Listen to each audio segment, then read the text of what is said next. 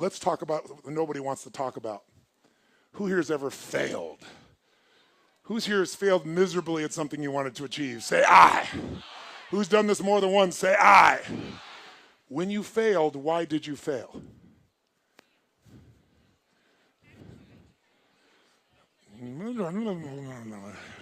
Why are you suddenly tongue-tied? Come on, tell you what. What did you used to say the reason you failed when you were bullshitting yourself? You know I know better, so you're not telling me the truth. What did you used to say? I failed because? Okay, good. I didn't have enough money. What else?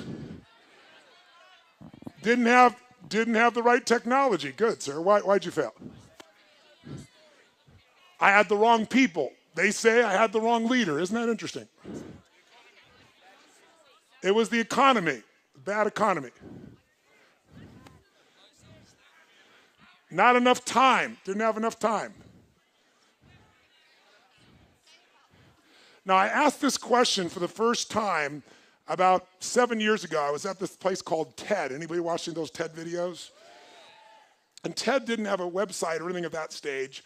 It was a very small program. It was done for about 800 people in Silicon Valley, most of them billionaire investors, the founders of Yahoo, the founders of Apple, the founders of a whole series of companies. And I was brought in, and they say, you got 18 minutes, which my shortest seminar is 4 fucking days. So I'm like, you gotta be kidding me. And then before they introduced me, the guy who was introducing me wasn't the guy who invited me, and he was an English guy. We're good friends today. But back then he didn't know who I was. He thought I was a motivator. So he got up and he said, first thing he said to me before I went out there, he goes, nice to meet you. Don't have people do that jumping shit I heard you do. So he wants me to take these dead people and leave them dead in this dark room sitting. And I watched before I got up to speak, and there was a woman who was a genius, and she was teaching string theory, which is one of the most complex things on earth. And they gave her 18 minutes, and people were shuffling their feet. And at the end, they didn't even clap for her. They were assholes. They all thought their shit didn't stink. These are all the achievers of the world. So I walk out there, and the introduction he gives me is Tony Robbins is like a motivator, and he's helped a lot of sports people, so maybe he can, create some energy here. He had a very publicized divorce a few years ago. I couldn't fucking believe it. He really did say that. If you watch the TED video, he cut that out because he's embarrassed. So I got up afterwards and I said, God, it's a privilege to be here. I said, I didn't know that my divorce is very publicized, but my ex-wife is very happy. She has tens of millions of dollars, but I didn't come about that. I came to serve you. And then I was trying to figure out how to engage this room, so I asked them a question I just asked you. I said, who here has ever failed? And no one raised their hand in the whole fucking room. So I paused and I said, I know you're out there. I can hear your hearts beating. Who here has ever failed? And I demanded an answer, and then a few people raised their hand. I said, who here has ever failed? And now they started to comply. So I said, great. When you failed, why did you fail? And they said all the things you said. Didn't have enough time, didn't have the right technology, didn't have the money, didn't have the contacts, had the wrong people. The people said we had the wrong leader, right? And then this voice in the darkness, the whole room was pitch black, says, I didn't have enough Supreme Court justices. And I looked down, and it's Vice President Al Gore, who you probably don't know much about American politics, but he and Bush Jr., they tied, basically, and it had to go to our Supreme Court to decide who's going to be it, and he lost. And when he said that, we were in Northern California, which is all Democrats, would have been supporters of his. They all stood up and gave him a standing ovation when he said this. And when they stopped the standing ovation, I said, that's one way to try to explain why you didn't become president of the United States.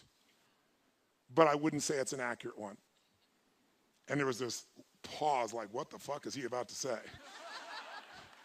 And I said, because let's just do this logically.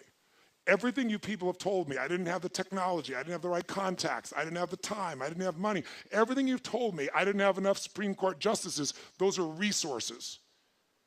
And so you're telling me I failed because I didn't have the resources. And I'm here to tell you what you already know. Resources are never the problem. It's a lack of resourcefulness is why you failed. Because the ultimate resources are emotional states. If you're creative enough, can you find the answer? Yes or no? Yes. If you're determined enough, can you find the breakthrough? Yes or no? Yes. If you're passionate and loving enough, can you get someone to help you? Yes or no? If there's no way that you're committed, can you find the money even if you don't have it? Yes or no? So I said creativity decisiveness, passion, honesty, sincerity, love. These are the ultimate human resources. And when you engage these resources, you can get any other resource on earth. And I said, so you told me all the resources you're missing and you hypnotize yourself into believing that you don't have what you want because you don't have the resources, when the most successful people in history had no resources, but they were incredibly resourceful, so they got the resources. Resourcefulness is the ultimate resource. And if you don't have what you want, stop telling yourself the story because you don't have the money, you don't have the time. That's bullshit. It's because you haven't committed yourself where you would burn your boats. If you want to take the fucking island, burn your fucking boats. And you will take the island because people, when they're going to either die or succeed, tend to succeed. But most of us give ourselves a way out, and that's why we don't have what we want. So if you and I really want to know what's going to take to get your dream and make it real, it's to stop all the things you've told yourself that aren't. And I'm here to tell you what I said at the top of our discussion. 80% of success is psychology and 20% is mechanics. That's true of running your business. That's true of your intimate relationship. That's true of your body. That's true in your level of happiness.